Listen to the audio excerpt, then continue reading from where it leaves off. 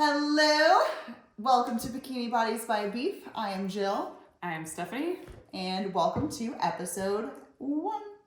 We are going to start off today talking about our specific whys. We are both on this new journey together. We're doing it for very different reasons. So we're going to jump right into it and just talk about what is the driving force behind my reason for doing this as well as Stephanie. So Stephanie, you just started literally a couple days ago. So I am excited for you to share your why. So I became even aware of this really because honestly you started it and Jill was so excited about it. She was telling me everything. She was telling me all about her research. She got me hyped. So I was in the middle of prepping for a show, literally the one that she's was doing too. And the idea was to get on stage together, and I ended up kind of losing interest in being on stage. So I was like, you know what? I am really excited to find something to almost satisfy my competitiveness and just have a goal to work towards, because I work really well when I have a goal in mind. So I started doing my own research on top of what I already knew from what you told me. And I was like, you know what? I want to play with this. I want to see what my body does with this type of diet. I thankfully don't really have any health concerns or any other reasons other than just kind of experimenting with myself. So I'm just really interested to see what changes and what happens. I really don't have any expectations for this. I'm just excited to see what kind of happens. So that's really what my why is. So other than it being an experiment for you, I know a big thing is kind of relationships and kind of a lifestyle thing. So tell me a little bit about just how you think that's going to impact your relationships, not just with your boyfriend, Jeff, but with everyone in your life, your friends, your family, things that you're able to do, opportunities that it opens up for you. Like, was that part of your decision? And kind of tell me a little bit more about that. Yep, it definitely was. I was kind of ready to be done with the super structured, restricted lifestyle of what prep brought. I mean, it had been really, really exciting for a while, and it was fun, and I enjoyed it, but I kind of lost interest in that, and I really thought about how I want to spend my time and who I want to spend my time with, and quality experiences, and not having to really worry about like food and thinking about it and just getting all the carbs and the fats and the protein and doing everything at once. This has a more attractive look in terms of having less structure. In the beginning, I definitely am tracking. I want to make sure that everything is on track for where I want to be and how I want to feel and how I want to look, and make sure I'm not starving. I'm still reversing from my prep that I was in, where my calories were really, really low. They were about 1,100 at the lowest point, and my fat at that point was only 20. Ooh. Yeah. Whew. So now I'm ramping up, and my fats have been between like 130 and 150 grams a day. Yeah. So it's definitely the relationship piece with Jeff and with family. Like I'm able to go to eat and not have to worry about can't have this on the menu. You know, I'm eating beforehand or eating afterwards. Or the Tupperware life. Yeah, exactly. So it's a lot more freeing in that way, and there's a lot less restriction. So there's a lot more flexibility, and I really, really like that. And you just had your family come into town, and you guys went hiking. Yep. And just that freedom of, oh my gosh, wait, so 3 hours has gone by the time we're done hiking, like the mathematics of meal timing and rearranging your life around meals, which unfortunately is a pretty realistic part of bikini prep. Yep, definitely. So that aspect of it has been attractive in itself, is that I don't have to be super structured with everything. Yeah. So. 20 grams of fat. So you reversed from 20 grams of fat just recently, and you're all the way up to 150, 130, 150 today. How do you feel right now? I actually feel really good. I feel energy. I don't feel sluggish. I don't feel hungry. My sleep is good. Good. Like regularity is not bad. I really haven't noticed anything negative. The big thing was that I just cut out caffeine, so I had a headache on the first day. But other than that, feeling great. So many people, I'm assuming, would think, oh, without carbs, and then, oh, like if you go out to eat and you have pizza, what do you feel like? You feel lethargic, right? So you would think all of a sudden throwing in all of this fat would make you feel lethargic. But there's such a big difference between the crap fat and like seed oils and just this no good, just lethargic feeling, and then having actual good, meant for human beings, animal saturated fat. So you didn't have any of that lethargic. Nope. You're sleeping great, but you have energy during the day. Absolutely. That's freaking fantastic. Yep. So when I was squirreling out of my brain, like so excited about this whole thing that I was starting, I got you ramped up about it. Tell me about that time period though. Like what was going through your head when you were standard American diet, prepping for a show, yet I'm over here like, this is so cool, this is so great. What, when were you on the fence? What tipped you over? Or like, what was that transition period and what were the things weighing out? Like, did you weigh out the negatives and positives and kind of that time period where you are on the fence? Curiosity was such a huge thing. Like, I mean, listening to you talk about it, listening to you be excited, got me excited. And so I just was like literally absorbing everything that you were saying. And also, but like, I was still prepping. So I was like, this is really cool for maybe later. And then the more that you talked about it and the more that you implemented it, I'm like, but I kind of want it like now. And so I kind of just, I was like, I didn't even really weigh out any negatives or positives because I don't think there is a negative to just experimenting. And if I have a feeling that I don't like, if I feel like I'm losing muscle, if I feel like weird, I'm gonna stop. This is literally just a huge experiment, and I'm very open to everything that it could bring and all the positives it can bring and the learning and education, like absorbing knowledge like crazy. It's freaking awesome. It's a lot. It is a lot. It's kind of overwhelming because it's a whole new world that we know nothing about. Yeah. And I feel a little better now that you are realizing how overwhelming it is. For all of the, so side note about us, we do a video chat all the time. So I started to feel really bad about the incredible lengthy videos of me just ooh, blue, shiny, squirrel. All different meats, fats, I'm like, pictures oh, of fat. and then I read this, and oh, did you know this? Oh my God. I'm like, I would get off of the video chat, and I'm like your diary. Oh my gosh. I'm like, that was so much information.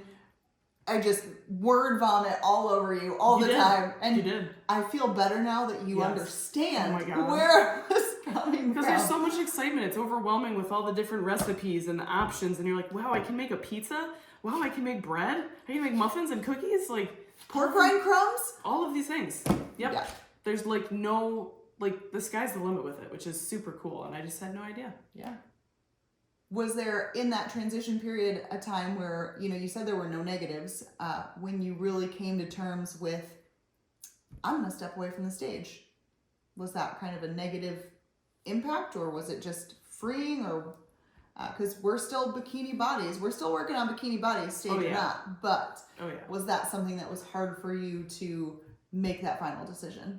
It was because, I mean, as you know, and we've talked about, like, we identify as a certain person, as a certain habit, as a certain lifestyle. And for the last 8 years, I identified as a bodybuilder. And cutting that identity off felt weird, but it also felt good and normal. I spent a lot of time, like I told you, sitting with myself and really thinking about, the negatives and the positives and like what I really want and how I want to spend my time. And I just was done. I was over it. Like I was just ready. And but I'm very excited. I'm more excited. I was more excited to be done than I was to be on stage. And that spoke to me more than anything else. So that's kind of what led to my decision ultimately. Yeah. Tell me about anything you were scared to give up. You had mentioned caffeine because you had a little bit of a caffeine headache. Were there anything that you were, or was there anything that you were a little worried about letting go of? Some crutches. We as bodybuilders have our things, right? Like Yep. you and me, we're team creamy Oh yeah. all the way every yeah. night. Don't mess with my creamy time. Nope. Um, I think the biggest ones were caffeine, energy drinks, pre-workout. I was easily around 800 to 1,000 milligrams a day, so it was a lot.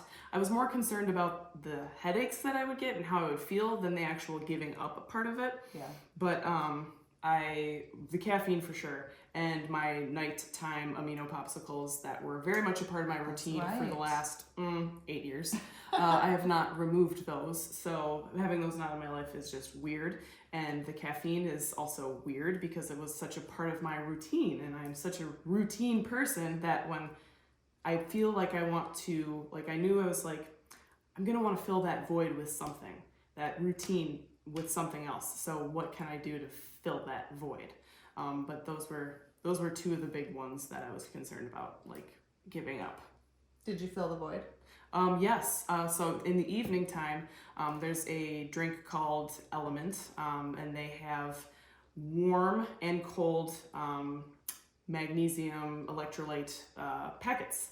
So we both like the warm ones. They're Yes. chocolate. There's a chocolate raspberry, chocolate mint. There's a chai, chocolate caramel, chocolate sea salt. So that has saved me at night. Like I'm on the couch and I'm drinking my drink in place of those popsicles. That has been a saving grace. Perfect. Big time. So we still get our routines. Absolutely. All right. So enough about me. You have been doing this for 3.5 weeks, and you've had crazy awesome results. I've posted them. You've posted them. You've shared them. If that was a big motivator to me to see the visual transformation. But what made you want to change things? What made you want to try this? How did you stumble across it? Tell us about your why. Oh, man. So I have actually been looking into doing this diet for a little while, like a handful of maybe 4 months. Because I definitely know I was looking at it before our trip last October. Yep. So ironically, I had seen a few people do it online. I had come across Sean Baker. He's kind of the godfather of carnivore. He kind of coined the term carnivore. I found the steak and butter gal. Her name is Bella. She is a sweetheart. She actually has helped me quite a bit. She's got her own YouTube channel. She has her own community, the Steak and Butter Gang, which I am a part of. Go follow now. her, by the way. She's freaking awesome. Yeah, she's got bomb recipes. And so I just started geeking out and like watching YouTube videos, and then that led me to other people. I found Dr. Judy Cho. I think it's Cho.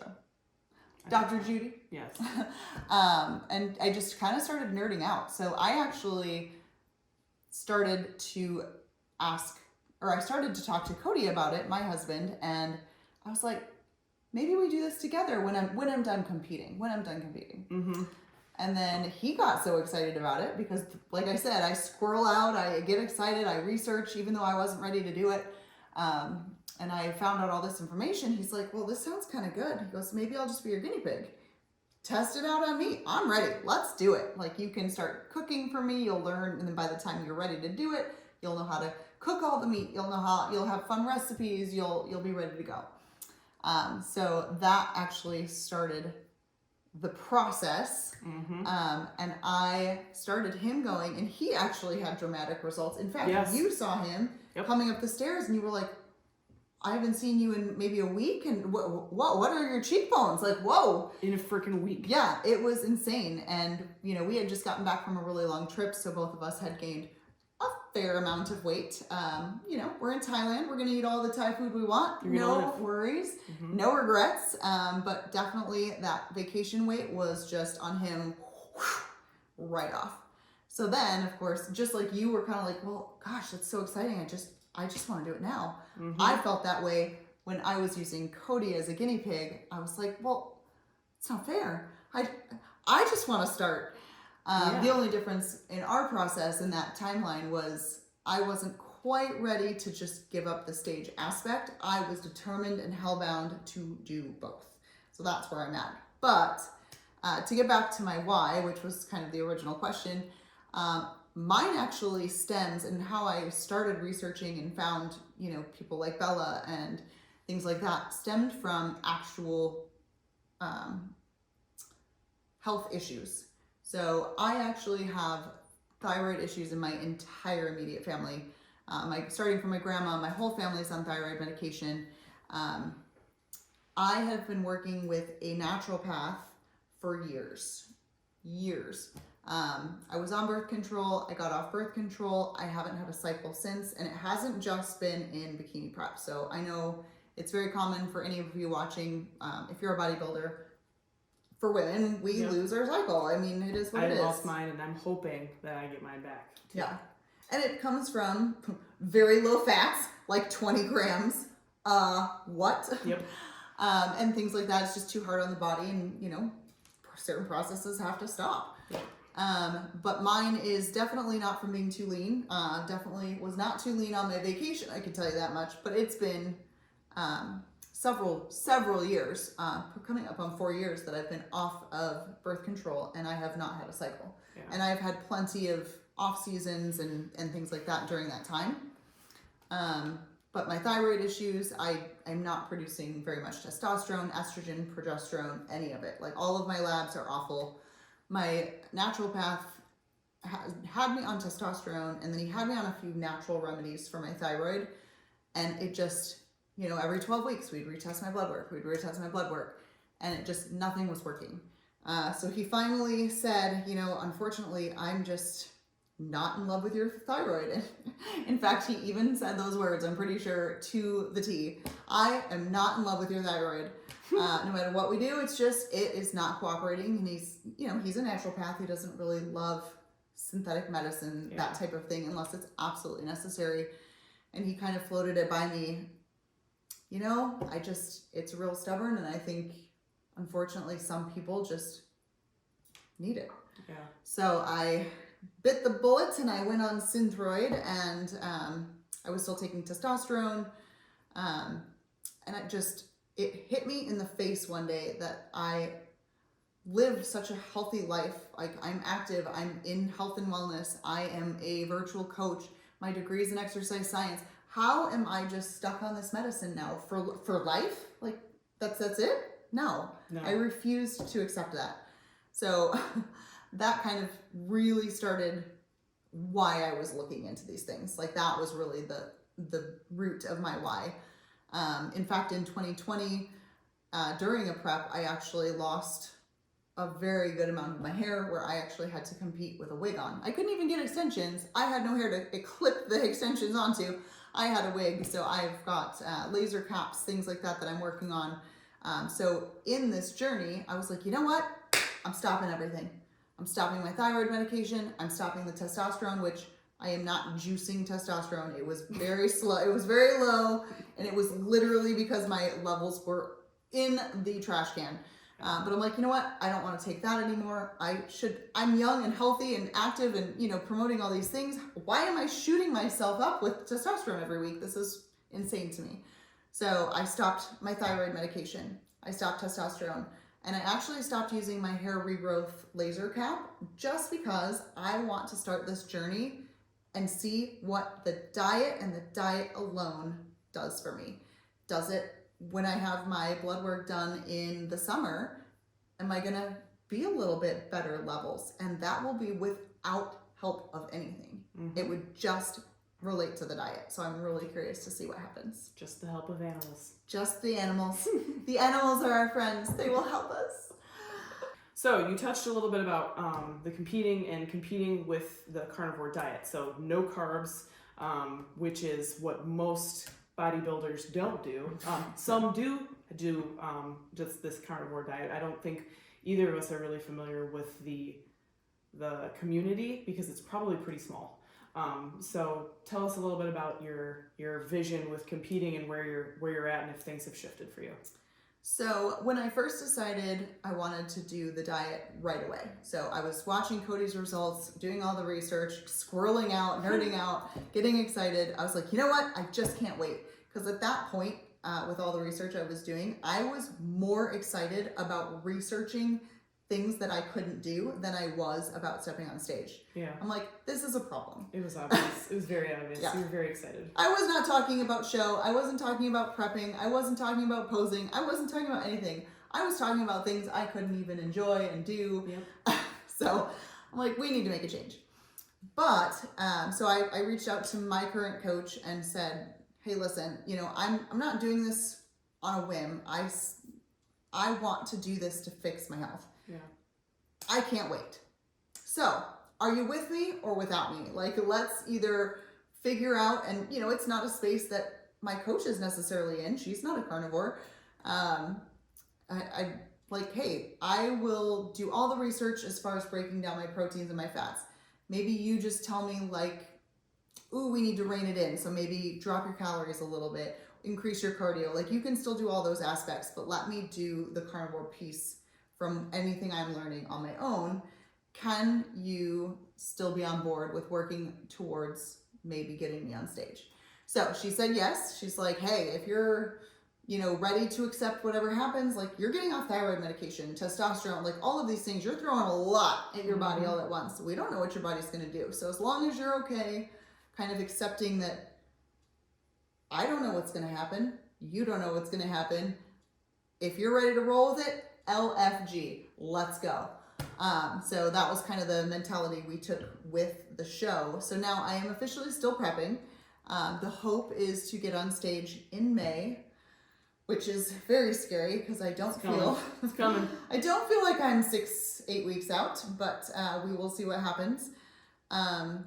So the plan is still to prep for the show in this carnivore lifestyle. I am finding definitely some struggles as far as coming from the mentality that we have as bodybuilders, right? Tracking to a T, to the gram. Everything's timed, everything's precise. Yep. Do you know how hard it is to precisely track the calories of a ribeye steak? It's hard. How much marbling was in that? How much of the fat cap did you really eat? Well, did it render down? Like, this is how she talks to me when she Marcos me. Marco is the app we use to video back and forth. And yeah, this is how she talks to me. I go through all and so I've changed in my tracking, like what an ounce of ribeye is so many times. And I'm like, what's the point of even tracking at this point? I have changed the fundamental calories, fats, proteins, carbs, well, no carbs, but of the macro of the ribeye itself. It's like, tough. I'm like spinning my wheels, and I'm like, okay, even my clients, I post, or I say this all the time, be consistent. Yep. Just, if you're using that to track, if you're weighing it raw, if you're weighing it cooked, just always do it the same, because it's going to stay consistent. Then if we need to make a change, at least we're changing apples to apples. But then I start thinking, well, what if I need to decrease my calories because my coach tells me I need to cut my calories, but I cut food A, and maybe that one was tracked correctly, but food B, now I need more of that, but that one's the one that's maybe tracked incorrectly, and now I'm actually like increasing my calories instead of decreasing my calories because I got rid of the wrong thing. You can see how fast I just started talking. This is the squirrel. So, there's definitely some issues that I am weeding through and learning as coming from the bodybuilder mindset of prep has to be so exact, so precise, and yet the carnivore lifestyle is so not that. No. The carnivore lifestyle is, you know, eat till you're satiated, listen to your body cues, relearn your hunger cues, like get in touch with the hunger hormone and what that actually feels like. And when you're filling yourself with these dense nutrient foods, it's a whole different ballgame than crushing a burger and feeling like garbage, or even just eating really good foods, but you're hungry 5 minutes later. So it's a whole different ballgame. So learn your body cues, and then things like your stool. Like, we'll have a whole podcast on stool, believe me. So these things that I've learned, but it's all about listening to your body. It is not to the gram, you know, tracking this, that, and the other. So it's been a challenge. So I am still saying that I am on this side of the spectrum. I am training for a show. However, I am just going to put it out in the universe that, you know what, depending on how my body responds, I don't know for sure.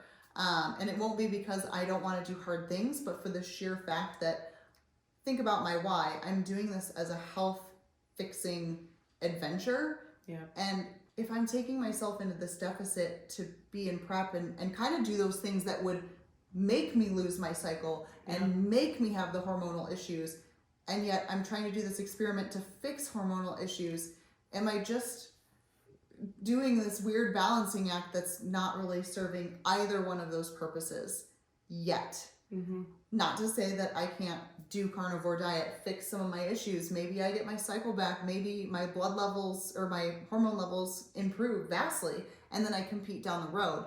That's definitely still in the cards, but if I don't respond quickly, I don't want to do anything too aggressive. No. With my hormones the way that they are, to get to stage, just to get to a stage. Not worth it. So definitely, while I am saying, and people have asked, like, oh, you're going to prep on carnivore, you're going to prep on carnivore. So I almost felt, and I even had this conversation with you, I almost felt an obligation to the podcast to follow through with my show for the fact that I had answered the question, yeah, I'm in a bikini prep, which is a complete, just terrible reason to compete. Yes. So I'm putting it out there, episode 1, I am in prep, but we're going to see how my body responds. Yep. You got to be passionate about it. So, when you started the carnivore diet, not doing the 6-phase elimination diet that we're doing right now. Yep. So you decided to go back to kind of square one with me and do the elimination diet in phase 1. When you first started the carnivore diet, when you first kind of got your mind wrapped around it, this is what I'm going to do, what were you most nervous about or concerned about, like giving up and changing about your current lifestyle that you had? Definitely, I'm with you. Caffeine, holy moly. We both love energy drinks. Yes, we had energy drink adventures. Oh. People, we would go on field trips to get flavors. Yes. And we found low stim energy drinks just so we could rationalize having more than one. Yep. It was a real thing and it was a real problem. So, and it wasn't even necessarily that I felt tired. Like, yes, the pre-workout was nice. It does give you a nice jolt for the gym, I will admit. But I loved the bubbles. I loved, it was, and in bikini prep, you can vouch for me, it was about getting from meal to meal. Yeah, having something in the middle to pass time. Yep. Yeah, and it was a treat. It was like a reward. Mm-hmm. Like, ooh, oh my gosh, I don't have a meal for 2 hours and 45 minutes because it's only been 15. But I have this. Mm-hmm. So that was definitely a habit that was almost just muscle memory more than anything. Nothing's there. Wait, I don't understand. So that was 100% the hardest part for me and scariest part to give up. I was really scared to give up my creamy, but as I got closer and closer, I actually, you mentioned this to me too, so you can vouch with me. Even before I started, my cravings started to change. Yeah.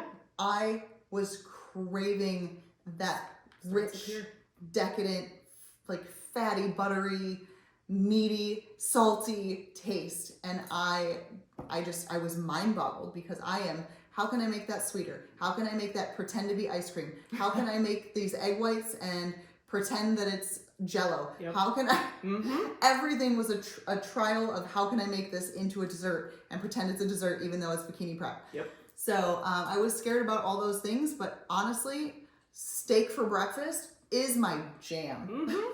That's crazy that your taste buds shifted. But I mean, like when you're so focused on something and you're so excited about something, your mind goes with that excitement. Yeah. So I feel like that alone, especially in the beginning, like that shift, that happened for me. Like, I don't miss my creamies, which is weird. Right. I don't miss them. Right. It's so crazy. Mm-hmm. Amazing what happens when you fill your body with dense nutrients. Delicious. That we were meant to have. Yeah.